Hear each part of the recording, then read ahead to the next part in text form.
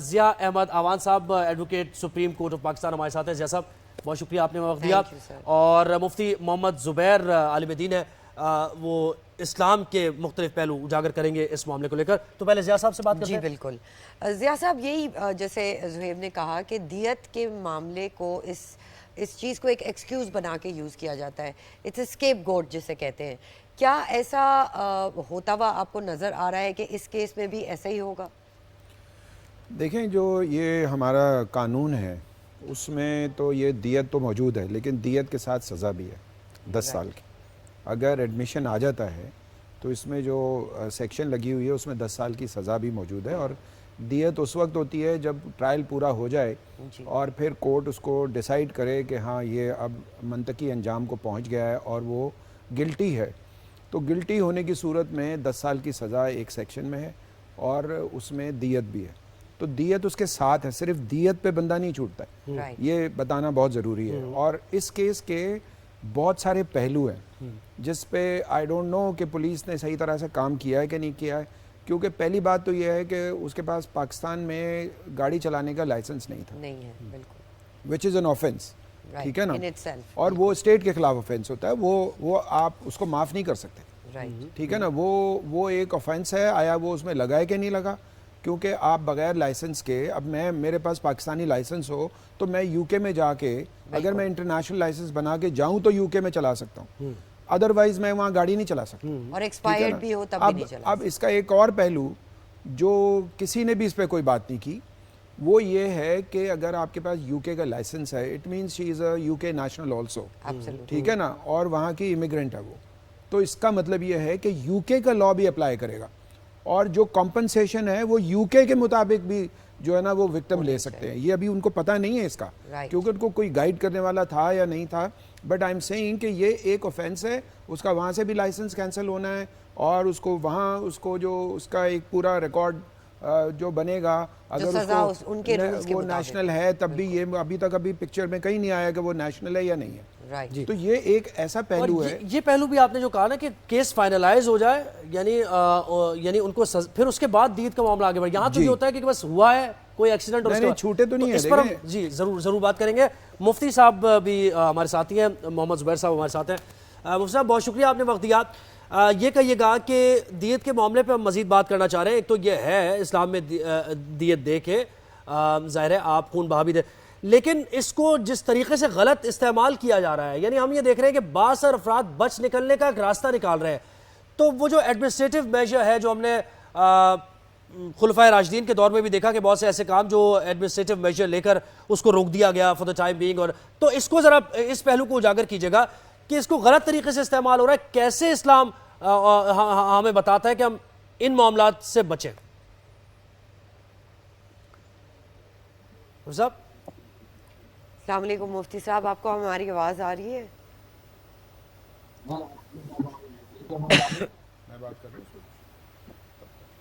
صاحب آپ کا شاید مائک میوٹ ہے, لیکن ہم ضیاء صاحب آپ سے جو آپ نے بات کی نا, یہ ابھی جو مفتی صاحب سے بھی اس کا ایک لیگل پہلو میں بتاتا ہوں, اسلامک پہلو تو وہ بتائیں گے. آپ کو یاد ہے کہ وہ جتوئی والا کیس جو ہے, جی بالکل, ٹھیک ہے نا, اس میں بھی دیت کا ایشو تھا, لیکن سپریم کورٹ نے اس کا سو موٹو لے کے اس کو چلایا. تو یہ میں سمجھتا ہوں کہ جس طرح کے ایکسیڈنٹس ہو رہے ہیں اور جس طرح لوگ مرتے ہیں اور ان کو کمپنسیشن بھی, اس میں تو پھر بھی چلے کمپنسیشن کہیں تھوڑا بہت مل جائے گا, لیکن باقی میں تو بالکل نہیں ملتا. خاص طور پہ جو پبلک ٹرانسپورٹ کی جو گاڑیاں ہیں, جو ٹرانسپورٹرز ہیں, وہ تو بالکل نہیں دیتے پیسے. تو بات یہ ہے کہ یہ اس لا کو چینج ہونا چاہیے, کیونکہ جب لا اسٹیٹ کے اگینسٹ ہو جاتا ہے تو پھر کمپرومائز اس طرح نہیں ہوتا, کمپاؤنڈیبل نہیں ہوتے وہ. تو اس پہ سپریم کورٹ کو لینا چاہیے کہ جو ایکسیڈنٹ کے کیسز ہیں اور اس طرح کے دیت کے کیسز ہیں, اس میں لا کے چینج کرنے کی بھی ضرورت ہے. دیکھیں جہاں پہ یہ 1-2 جانیں گئی ہیں جنہوں نے معاف کیا ان کے ورثاء نے, اگر اس کو, ابھی ایک زخمی ہے, مجھے نہیں پتا اس کا کیا بنا, کہ اس کا بھی کچھ کمپنسیشن ہوا کہ نہیں ہوا, لیکن اس نے اسٹیٹ کے جو ہے نا لاز کی خلاف ورزی بھی کی ہے کہ اس کے پاس لائسنس نہیں تھا, اس نے جس طریقے سے جو ہے نا وہ جان بوجھ کے مارا ہے, وہ لگ رہا ہے کہ جان بوجھ کے مارا ہے, اور جو آپ بتا رہے ہیں کہ وکٹری دکھائی ہے. اب یہ سارا کچھ جو ہے اس کو ایڈریس کرنے کی ضرورت ہے. آئی ایم ناٹ سیئنگ کہ صرف نتاشا پہ یہ بات ہونی چاہیے. ایک تو سیٹلمنٹ ہو گئی, لیکن آپ یہ جو ہم اس سے پہلے بھی بات کر رہے تھے کہ शी वाज अंडर इन्फ्लुएंस, तो ये मतलब ड्रग्स का उनकी रिपोर्ट पे तो रिपोर्ट में भी ये आई बात, तो इसके तो चार्जेस फिर लगेंगे ना, अगर यानी वो भी मामला हो जाता तो? उस चार्ज में तो अभी तक वो जेल में, ठीक है ना, उसका तो चालान सबमिट होना है, उसमें मेडिकल रिपोर्ट भी आई है, और उसकी उसकी जो मेंटल कंडीशन थी उस पर भी आया कि she is a normal person. और मैं इस बात पे बहुत कम, ख़ास तौर पे मैं बहुत कम स्टेट के कुछ चीज़ों को हम लोग अप्रिशिएट कर रहे होते हैं, लेकिन इसमें ज़रूर अप्रिशिएट इसलिए करूँगा कि एक तो जो साइकोलॉजी डिपार्टमेंट जो है, साइकेट्रिक डिपार्टमेंट जो जिन्ना अस्पताल का है, उसमें एक जो डॉक्टर ने उसको देखा और उसके बाद उसने नॉर्मल की रिपोर्ट दी, वरना उसको भी बहुत ज़्यादा अप्रोच किया गया था, ठीक है ना। और उसके बाद आई अप्रिशिएट के जो उसके ब्लड टेस्ट के बाद जो चीज़ें आई उसमें बताया कि वो जो है ना आइस के इन्फ्लुएंस में थी, तो ये तो स्टेट के खिलाफ क्राइम है। बिल्कुल। ये ड्रग एक्ट के तहत मंशियात का केस है जो अभी पेंडिंग है, अभी इतना आसान नहीं है कि वो सारी चीज़ें बाहर आ जाए। मुफ्ती साहब ने हमें ज्वाइन किया है। जी मुफ्ती साहब, आपसे सवाल यही किया था कि कुछ ऐसे इंतज़ामी उमूर होते हैं, यानी शरीयत में अहकामात तो हैं और कुछ ऐसे अहकामात हैं कि जिनके बारे, लेकिन कुछ एडमिनिस्ट्रेटिव हैं, यानी इंतज़ामी उमूर आप हालात वाक़यात देकर उन कवानीन को तब्दील भी कर सकते हैं, उन कवानीन में कोई रिफॉर्म्स भी ला सकते हैं। तो इसकी अगर हम दीयत की बात करें, और ये जो इसकी हिस्ट्री हम देख रहे हैं, बासर लोग दीयत दे के छूट जाते हैं, अभी कोई वाक़या हुआ नहीं और फिर ये मामला शुरू हो गए, और वो जो बॉडी लैंग्वेज है, वो जो कॉन्फिडेंस है उस शख्स का जिसने वो जुर्म का जिससे इर्तिकाब हुआ है, वो नज़र आ रहा होता है, उसे पता होता है कि मैं ये दीयत दे के बच जाऊँगा, तो इसमें माजरत खाना अंदाज तो कोई ना हुआ। शरीयत और इस्लाम क्या कहते, कैसे इसको रोका जाएगा? बिस्मिल्लाहिर्रहमानिर्रहीम, नहमदुहु व नुसल्ली अला रसूलिल करीम, अम्मा बाद। मेरी आवाज़ आ रही है? जी बिल्कुल आ रही है। जी देखिए, सबसे पहली बात तो ये है कि सूरह बकरा आयत नंबर 178, 179 के अंदर अल्लाह रब्बुल इज्जत ने बड़ी वजाहत के साथ कत्ल अमद यानी जानबूझकर कत्ल करने से मुताल्लिक चंद उसूल बयान फरमाए हैं, और मैं बहुत आसान अवामी जुबान के मुताबिक मुख्तसर तरीन लफ्जों में 3 बातें अर्ज करना चाहता हूँ। 3 ऑप्शन हैं जब कोई शख्स किसी को कत्ल कर देता है, अगर जानबूझकर कोई किसी को कत्ल करता है, तो पहला ऑप्शन, पहला राइट मकतूल के वरासा को अल्लाह की शरीयत ने, कुरान ने ये दे रखा है कि तुम खून के बदले खून, जान के बदले जान, किसास लो, यानी तुम भी अब उस कातिल अमद को कत्ल करवाओ। ये है पहला राइट। दूसरा राइट ये होता है, अगर मकतूल के वरासा माफ करना चाहते हैं बगैर किसी पैसे के, बगैर किसी मुआवजे के, आखिरत में अपना जाती अजर पाने के लिए, तो वो भी कर सकते हैं, वो माफ भी कर सकते हैं। तीसरा ऑप्शन उनको ये दिया गया है कि अगर वो कोई पैसे लेना चाहते हैं, माल लेना चाहते हैं, मुआवजा लेना चाहते हैं, बदले सुलह लेना चाहते हैं, तो पैसे लेकर के भी वो माफ कर सकते हैं। लेकिन यहाँ 3-4 बड़ी अहम तरीन निकात हैं। जब तक वो बात नहीं की जाती, अधूरा सच हम बोलने के और समझने के आदी है, मिसअंडरस्टैंडिंग होती है, बात को सही समझा नहीं जाता, बताया नहीं जाता, और फिर उसके मुताबिक हम खुद ही कुछ चीजें फर्ज कर लेते हैं, फिर हम कुछ सवालात कर लेते हैं। देखिए, सबसे पहली बात तो ये कि मैंने लफ्ज इस्तेमाल किया ऑप्शन का। पहला नुक्ता तो ये आएगा कि मकतूल के वरासा पर रियासत की तरफ से, उस मालदार आदमी की तरफ से, या कातिल की किसी कम्युनिटी या बिरादरी की तरफ से जर्रा बराबर, टक्के के बराबर कोई प्रेशर ना हो, कोई लालच ना हो, किसी किस्म की कोई धौंस ना हो, कोई धमकी ना हो, माल का ज़ुल्म ना हो। ये इस तरह का कोई मामला भी यहाँ शरीयत के अंदर नहीं चलता। ये मुकम्मल तौर पर मकतूल के वरसा की जाती रजामंदी और जाती दिली खुशी पर मबनी है, पहला नुक्ता।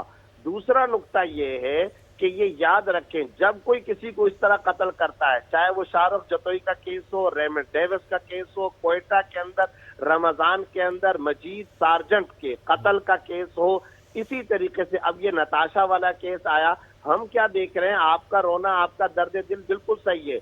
कत्ल करने वाला, हिट करने वाला बीच चौराहे चौरंगी पर कत्ल करता है, सड़क पर कत्ल करता है, बरलबे सड़क कत्ल करता है, कत्ल आम कर देता है और विक्टी का निशान बनाता है। उसको ऐसे वकील मिल जाते हैं, उसी वक्त में वो ऐसे ऐसे बयानात देना शुरू कर देते हैं। अरे भाई, वो तो एक कम्युनिटी का, बिरादरी का या मकतूल के वरसा का जाती रजामंदी पर माफ करने का खुदाई एक ऑप्शन, कुरानी एक ऑप्शन दिया गया था। लेकिन इसका ये कहाँ मतलब है कि चमचम प्लेट में रखकर मिठाई खिलाकर उसको बरी कर दिया जाए। ایسے موقع پر دو جرم ہوتے ہیں. ایک جرم ہوتا ہے مقتول کے ورثاء سے متعلق کہ اس بندے نے ان مقتول کے ورثاء کا ایک بندہ قتل کر دیا. دوسرا یہ اسٹیٹ کا جرم ہوتا ہے, یہ ریاست اسلامی کا جرم ہوتا ہے, یہ امیر المومنین کا جرم ہوتا ہے, یہ حکومت اسلامیہ کا جرم ہوتا ہے. مفتی صاحب یہاں تھوڑا سا توقف, بس یہیں سے ایک سوال بھی تاکہ مزید لوگ جان لیں. جیسے اگر کسی بھی وجہ سے مقتول کے ورثاء دیت لے لیتے ہیں اور معاملہ حل ہو جاتا ہے, لیکن دیت دینے والا یعنی ملزم اس کی باڈی لینگویج, اس کے رویے یہ نہیں بتا رہے ہوتے کہ وہ اس پر بہت زیادہ افسوس کر رہا ہے, تو یہاں ریاست کیا کرے گی؟ ریاست کی ذمہ داری یہاں پر کیا ہے؟ That is a point. میں یہی بات کہنا چاہ رہا ہوں. اب تعزیری سزا کا دروازہ کھلے گا. اب شریعت خود ڈیمانڈ کرتی ہے, خود اسلام کا تقاضا ہے. وہ جو پیسے لے کر جس نے معاف کر دیا وہ تو اس کو شریعت نے آپشن دیا تھا, ٹھیک ہے اس نے کر لیا.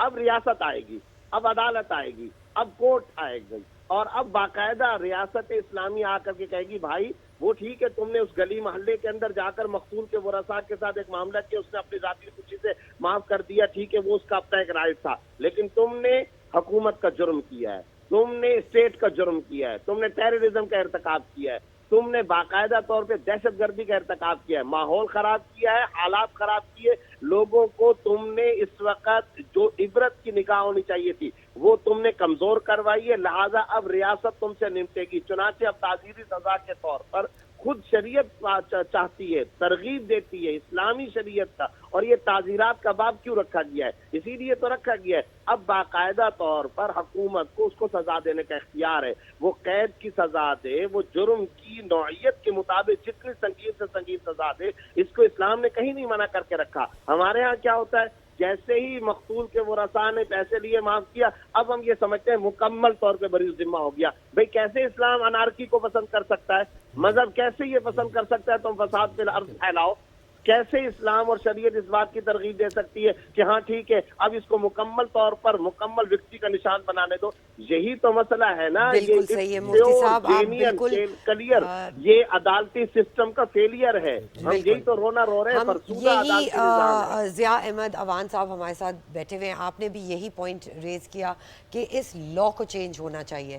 کس طرح یہ ہم چینج کر سکتے ہیں, اس امینڈمنٹ کو کیسے لا سکتے ہیں؟ دیکھیں پہلے تو بات یہ ہے کہ اس کیس کے اندر ابھی ساری چیزیں ڈیسائیڈ نہیں ہوئی.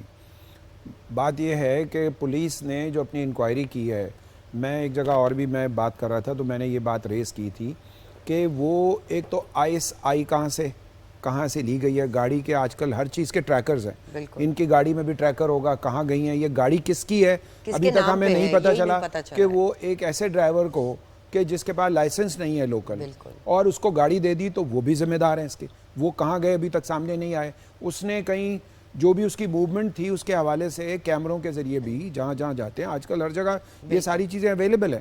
تو اس کا مطلب پتہ ہے کیا ہے؟ اس کا مطلب یہ ہے کہ ہماری انویسٹیگیشن میں بہت فالٹس ہے, بالکل ایسے, اور انویسٹیگیشن کی وجہ سے, صحیح نہ ہونے کی وجہ سے بڑے بڑے ٹیررسٹ, بڑے بڑے لوگ چھوٹ جاتے ہیں عدالتوں سے. اگر صرف عدالت پہ الزام لگانے سے بات نہیں بنے گی, کیونکہ اصل چیز تو فورینزک ہے, اصل چیز ہے کہ بھئی انویسٹیگیشن آپ نے ایویڈنس کٹھی کی ہے کہ نہیں, سیکشن صحیح لگائی ہے کہ نہیں, آیا وہ جو انہوں نے جتنے جرم کیے ہیں.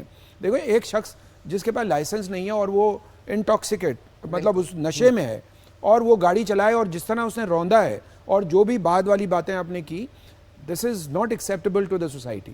اور یہ ایک چیز اور بہت offensive ہے. جیسے کیا ہمارے پاکستان یعنی کوئی قوانین اس طرح کے ہیں کہ چلے دیت کا معاملہ بھی ہو گیا, سب چیزیں ایمیکیبلی حل ہو گئیں, اور ساری یہ جو ملزمہ یا ملزم کوئی ایسا ہو تو ظاہر ٹینڈنسی تو اس کے اندر یہ ہے, تو کوئی انڈرٹیکنگ کوئی دیتا ہے کہ بھئی میں گارنٹی دیتا ہوں کہ یہ پھر اس طرح کے کام دوبارہ نہیں ہوں گے, اگر ہوئے تو پھر یہ چارج لے گا, بات کی کوئی بات؟ ابھی تو انڈرٹیکنگ کی بات ہی نہیں ہونی چاہیے. پہلے تو جو اتنا بڑا آفینس ہو گیا, ٹھیک ہے نا, اور آپ اس کو یہ صرف ایکسیڈنٹ کا کیس نہیں ہے, یہ تو جیسے مولانا صاحب نے بھی کہا, مفتی صاحب نے صحیح کہا کہ بھئی انہوں نے ٹیررزم پھیلایا, ایک طرح سے لوگوں میں دہشت پھیلائی ہے کہ جانتے بوجھتے ہوئے you don't have a licence, اور UK کا لائسنس ہے, اس کی تو ابھی انہوں نے آگے وہ پتہ ہی نہیں کیا ہوگا کہ وہ UK نیشنل ہے, اس کے وہاں پہ انشورنس ہوں گے, تو وہ جو انشورنس ہوگا, یہ جو اگر سن رہے ہوں ورثاء ان کے اور جو زخمی ہیں ان کے لوگ, تو ان کو پتہ نہیں ہے کہ وہاں ان کے لیے کتنا بڑا وہ اپارچونٹی موجود ہوگی کہ وہ کمپنسیٹ ہو اس میں. تو پھر اسٹیٹ کہاں ہے, اسٹیٹ کی کیا ذمہ داری ہے؟ جی مفتی صاحب کچھ کہنا چاہ رہے ہیں آپ؟ جی میں ایک بات یہ بھی کہنا چاہتا ہوں کہ دیکھیں تعزیری سزا کا اختیار حکومت کو ہے اور تعزیری سزا کا باب بھی وسیع ہے, اس کا دروازہ کھلا ہوا ہے کورٹ کو, عدالت کو اور حکومت وقت کو.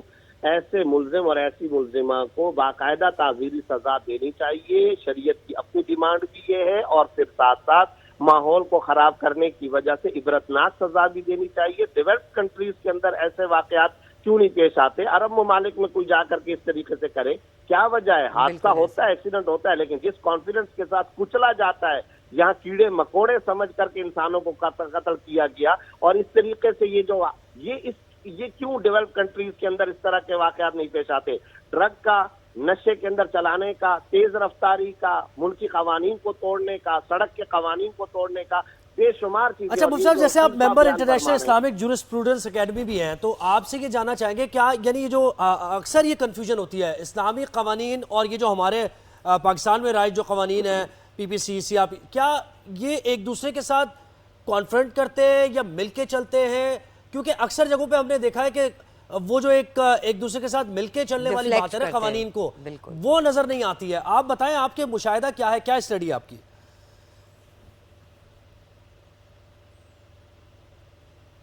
صاحب جی اچھا مجھ سے سوال ہے. میں یہ عرض کرنا چاہتا ہوں کہ دیکھیں جہاں کہیں پر اس طرح سا ٹکراؤ کا معاملہ ہوتا ہے تو وہاں پر تو ہم اس بات کی وضاحت کر دیا کرتے ہیں, لیکن یہ یاد رکھیں یہاں ٹکراؤ کا کوئی معاملہ نہیں ہے.